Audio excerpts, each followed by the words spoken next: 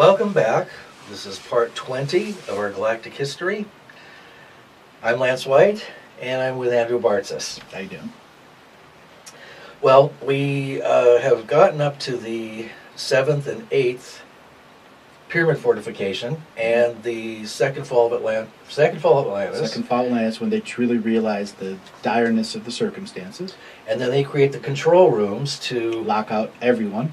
Right. So that there would only be a unity consciousness creation of the control room. So it locked out the weapon systems, the defensive systems, and the remote attack systems that were created by Lemurian Atlanteus hybrid technology. Okay. So then that brings us to the 9th. The 9th is the final fall of Atlantis, and the final spiritual invasion, mass investment of light forces, dark forces, and multidimensional being forces. Okay. As well as the rest of the 2300 separate races that said, oh, this is the last inning, everyone's getting in. Everyone's getting their playtime before the quarantine's enforced. Okay, they all knew it was coming. So the quarantine hadn't happened yet. Well, it had been happening in sections, but every time you teleport it, you got to find it again to re-quarantine it.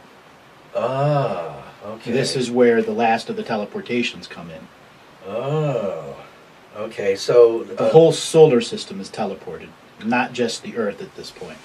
Really? Yeah. The whole solar system. All the beings are migrating. Right. So if you move the whole solar system, the migration's got to make a U-turn and go somewhere else. It was all about stopping these mass migrations, so the only way you can do that is moving the planet or the whole solar system. Ah, so then you've got migrating souls going, la-di-da-di-da, whoops, where is it? I got a map. It's gone. It's funny. Exactly. Okay, and then it's teleported to just wherever. Far away. Far away in a distant land. Okay. It'll take forever to figure out where it is, and then you got to get there. And you have to be able to trace the energy signatures at some point. So this is where the Arcturian Collective begins its mass investment into Earth with master avatars that are in full connection to multiple collectives. Because they knew the quarantine was coming and that domination control was going to take place, and they needed to have that DNA in the mass quantities of DNA that we're interbreeding with. So even if the negative beings would get Arcturian technology out of the skin suit, it was all right, because the many thousands of years in the advance would also have the advantage of the Arcturian collective technology built inside your skin suit, as well as the Pleiadian, the Sirian, the Greys, the Zay, all of them. Okay, so in other words, there, as I'm interpreting this, there would be a way to implant your collective into the DNA. Right. So if a soul from your collective was in a skin suit that had the codes you were looking for, you could bypass the forgetting mechanism of being born in here and have access to your collective information in union with the Earth sentience. Is that happening to a lot of people today? Yes, that's why people are being activated and having sudden communications. They're not channelers, they're remote experiencers. And does this have anything at all to do with the incarnation of the various indigos and crystals? Exactly. It does? Okay. Absolutely. Okay. So they kept ratcheting up the skill level and the skill level, so that they could come through and have a higher probability of success. So what's next on the rollout? Just miracle kids. Miracle kids, right? That come out and they're glowing and everybody's healed in the room. And not that fast, but it does get to that point. Does it? Yeah, it seems like that would be a natural progression, and that there would be an ability to become luminescent and. Well, perceptive is luminescence. Our perceptions change. Our bodies don't necessarily luminesce unless you create that effect. And that Bible luminescence where you see a lot of the pictures where they got the halo and that, that was them trying to describe that's a multidimensional being, that when you talk to me, you understand, when you've been, the last couple of days you've been around me, you see the average human me, and then you see me in no time in instantaneous response and question and answer. Yes. Yeah, and it is a different experience. It's not.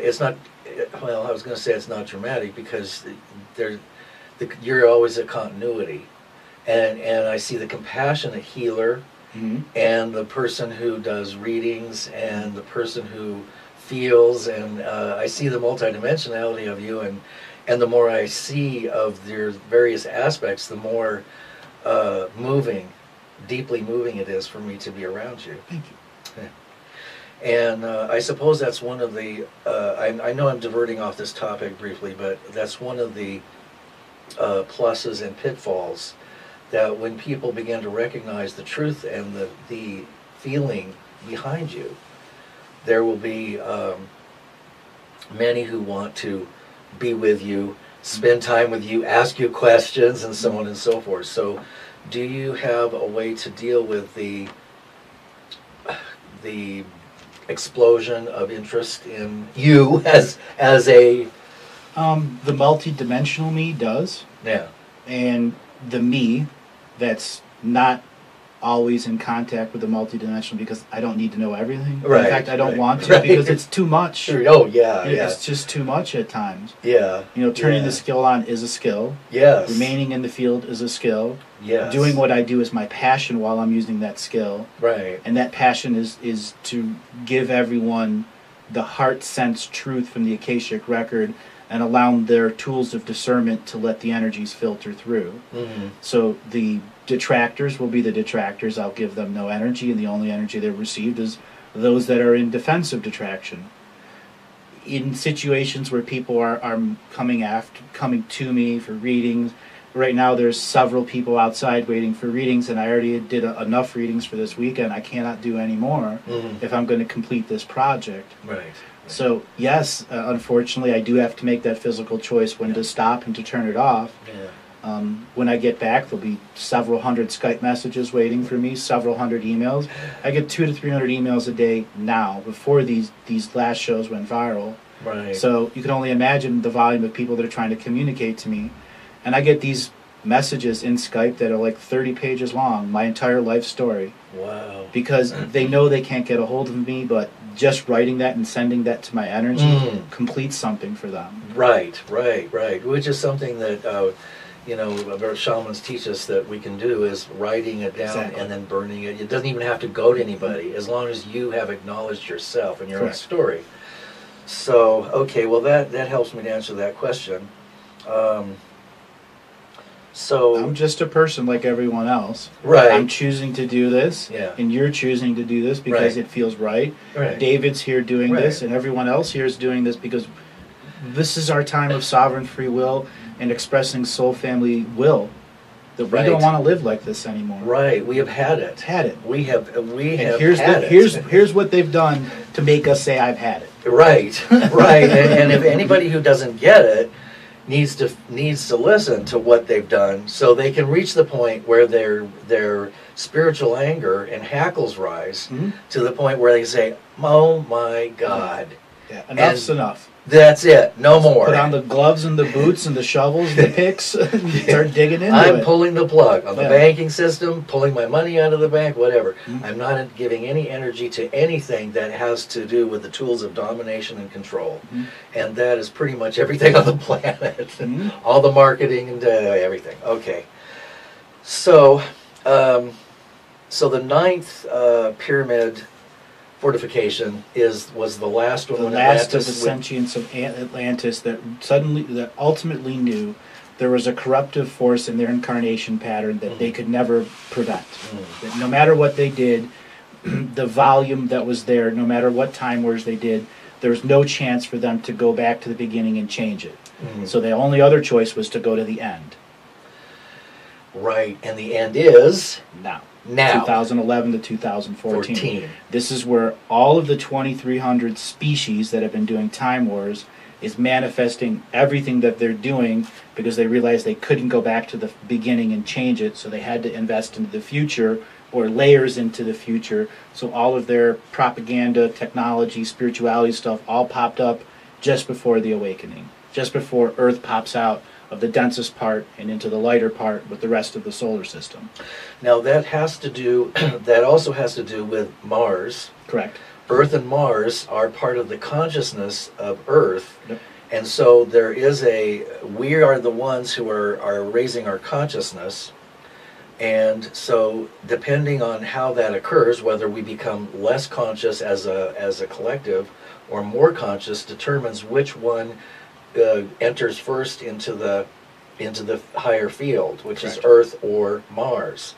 It's a little slight thing here. Okay. Mars is a planet. The sentience of Mars is essentially in a coma. Oh, I've talked about this in another show a few times. I don't really talk about it a lot, but Mars was essentially dead, and then it was teleported into the Galactic Ascension machine, and all the people on it were sent to triage planets to be healed, and then souls went into Mars to bring the planet from death state to suspended animation state, and then all the people that were in triage centers were brought back and turned into planetary healers and took the contracts of the planet over because the planet was a mass technological system that spread defensive tools of domination and control, weapon tools of domination and control. Then it was captured and light forces created light tools, light healing technologies. So the planet was very central in the spreading of domination and control and healing technologies.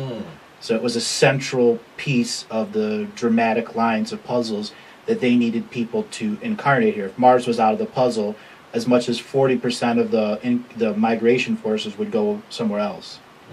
That's how vital Mars is. So when Earth comes out, if we heal right, we heal Mars. Mars comes back to life as a sentience and completes this process faster. okay. If not, Earth comes out, and Mars, the sentience, will determine if it dies off, and if there's the Prime Creator has a walk-in sentience to Mars.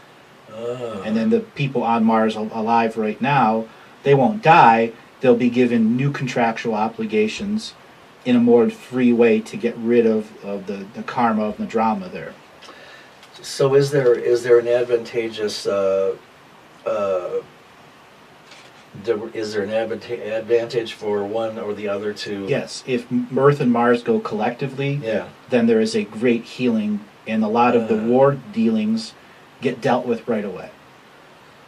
That war karma gets eliminated out of our consciousness and healed much faster. So then it would appear on Earth as if all wars stop and something would be. There would be a series of synchronistic events that bring the war hawks, the chicken hawks, to their knees. Oh.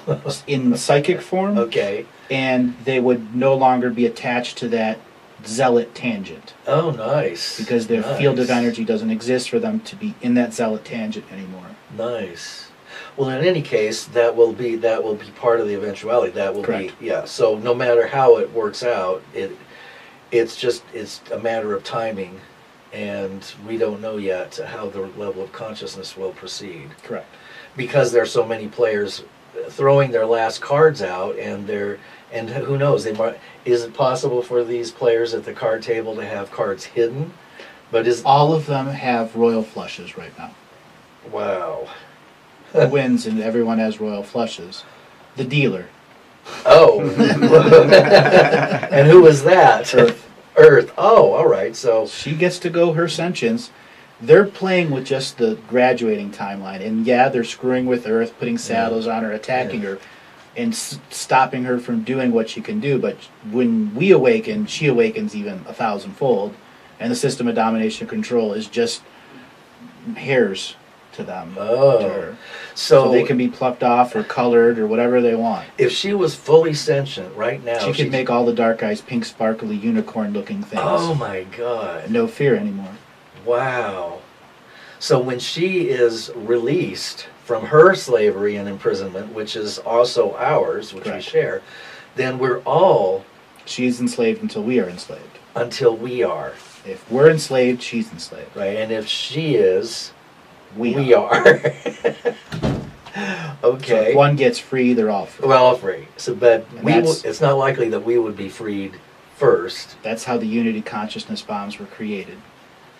Okay, the Unity Consciousness bombs. These are devices that were created during the Atlantean times, the second fall of Atlantis, to be weapon systems that were spread out into the mass clusters of systems of domination and control that we implanted on these surface. They're crystalline subjects that had Unity Consciousness among them, and they would broadcast 5 or 6 seconds of intense Unity Consciousness with the planet, which allowed people to have a moment of infinite to break the system of domination and control to wake up the planet or the people, Wow. and therefore they could form their own rebellion from that brief moment of infinity. And in infinity, you have all time, you have everything. You have all the skills, all the time, all the energy. Yeah, you can just take your time, and that's why the graduation party can last as long as you want. Correct. Because we're in infinite no time. Correct. We're truly infinite beings of Correct. light at that point. Correct. That have our 2200. By being so related to Earth, you're an infinite being. Right. And will we be able to have access to that wonderful skin suit that she created originally? We'll have even better. Better. Oh, Even wow. better. Wow. Even better. Wow. Oh, I can't wait. Yahoo! Now, there's a couple of questions that popped up. One is, there's been a lot of speculation about the octahedron, or the, I think it's a geometric shape on Saturn that spins around, and the rings of Saturn being artificial. What is Saturn? I mean, are those rings? Those are rings. What are they? They're a way to store souls in cold storage. Oh, Very low density, very low experience, and they are a constant barracks reserve of troops that are used as a defense or attack force for invading planet ships coming in or going out. so they're It's a weapons system, but it's a Yeah. sentient planet. But at the same time, it has a consciousness in it that isn't the best guy. You Sauron. spoke to yeah, you know, yeah. Yeah, You know. the Lord of Darkness. Correct. Yeah, he is the one ring holder, or the one that wants to hold all the rings. You and George have talked about him, Catsavalis. Oh yes. Yeah, very interesting. And then And he's here in the game too. He wants the Earth Galactic Ascension machine. Saturn. Yeah. Sauron. And then some of the other ones do too. If Yeah. Mars were Oh, ever, right. Mars would ever wake up, Saturn and Mars would be not happy. Right. If he ever woke up out of his coma, it would be gloves off, 50-round bloody boxing match. It wouldn't be much fun. I would like to sit and watch popcorn and watch Oh, those two well, battle yes. it out and say goodbye, get out of our solar system, and don't come back. Right. Hear me? Don't come back. Yeah, never. We don't want you. You're pink slipped. Exactly. So, so no matter how you slice it, we win. Everyone wins, and then all of this, all of the control systems are removed. The archons are removed. The incarnation, we graduate, and then finally there can be some movement with the. All that blossoms in a omnidirectional linear expansion based on how fast the consciousness of our planet grows and grows and grows and grows and grows. And once she's released, it seems like she has infinite possibilities. To heal us, so our consciousness raises faster, so she can raise her consciousness at the same time. Right. See that, folks? I think Saturn got Saturn mad. Saturn got mad. took a poke at us. Saturn took a poke. Are we? Well, we'll continue. And Leave that and there's and Mars is Mars is there with the big angry bringing the bee. bees. Yeah, sending in the bee people. Okay, so see, you got a wonderful demonstration of how these things work. It's both as above and below, and metaphoric, and right here in your own reality. That's right. So as you're sitting in your rooms, watching YouTube, if something happens around you, a window breaks, a bird flies into Door goes open. Yeah, there are no accidents. None. We are in total synchronicity, and when you're in no time, everything is synchronous. It's just a Absolutely. matter of being aware of it. You're so right. Okay, so one of the questions I wanted to get in case I don't get a chance to ask it today, is about the pyramids and the Sphinx and the Edgar Cayce material, that there's an underground paw and blah blah blah blah blah, that the pyramids actually are a ship, and that the Illuminati tried to put a capstone on the pyramid recently, right? The pyramid is a ship. Okay. as I described earlier. Right. Even the stone ones Even are the ships. stone ones are ships. Okay. And they're multidimensional. And then they're multidimensional. And they're etheric. And they're etheric. Okay. The Sphinx is the same thing. It's just built in a different field. Oh. It has a different kind of omnidirectional field. Oh. And its actual purpose...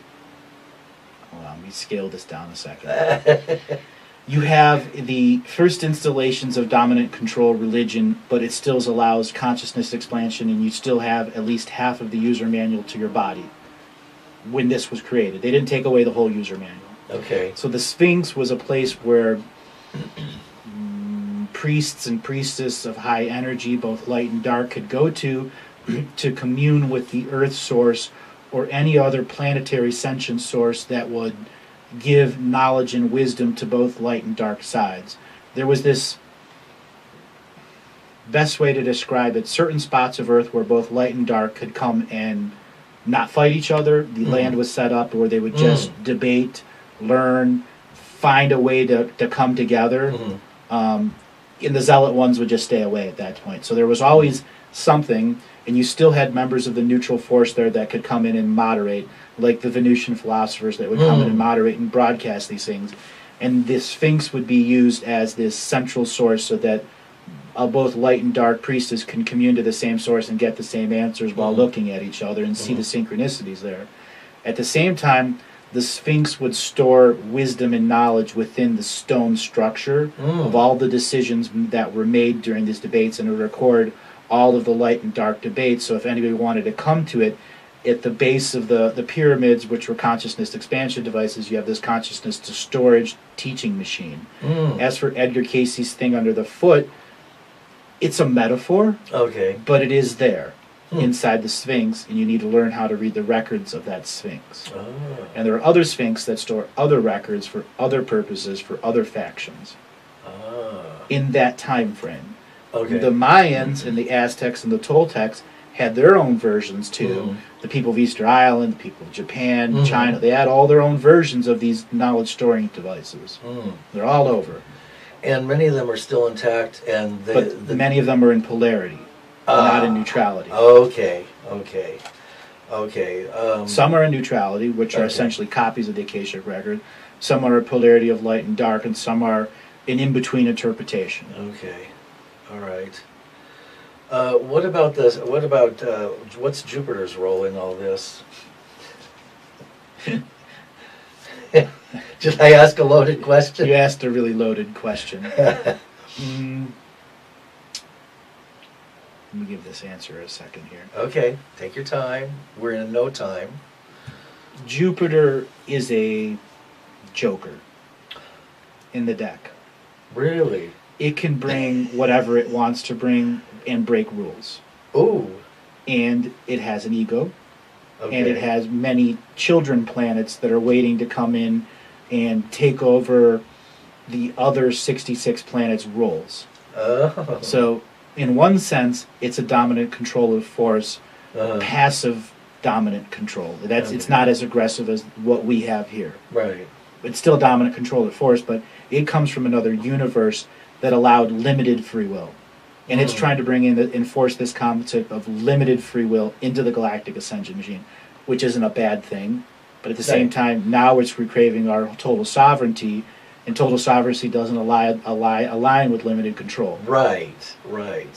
Because Earth was created as a free will planet with both light and dark. And neutral. And what's happened is the dark has outmaneuvered everything. Everything. Well, the multidimensional beings, which are technically dark, but they're all three, and they allow themselves to be all three, so they could play the game of all three to win at the end, to be prime creators. Okay. How do they win? By getting one of their pieces parts to prove something that was impossible to all the other sentients of the universe, and say, I did it, and here's the middle finger. And now I'm going to go out and conquer each and every one of your galaxies and give you the middle finger again and again and again until you stop me. Wow, that doesn't seem like a very positive outcome. That's why we have a prime creator who come in and did walk-ins and timeouts and ejections. Somebody started cheating. The prime creator. Well, no, they were the cheaters. Yeah. Prime Creator simply was reinforcing rebalancing the rules. Right, Exactly. but not really a hard reinforcement, and more like soft, a 15-yard penalty. Right, like, okay, hold on. Personal foul, right. You're ejected, 15-yard penalty. Seems awfully gracious to me. I would have just, They're interlocked all the time, where so you can't take one out, and they purposely entwine themselves to our soul families. That's right. So you couldn't just erase them. That's right. Okay. Okay, so I think, are we coming up to, yes, we are coming up to, well, that flew by, like the bee and the flying lights. So that's the end of part 20, and very good. We're looking forward to do many, many more. Many more, right. There's infinite time for us to share this information and have fun with it. Because this is our time to have fun. Yep. Okay, thank you. This is the end of part 20.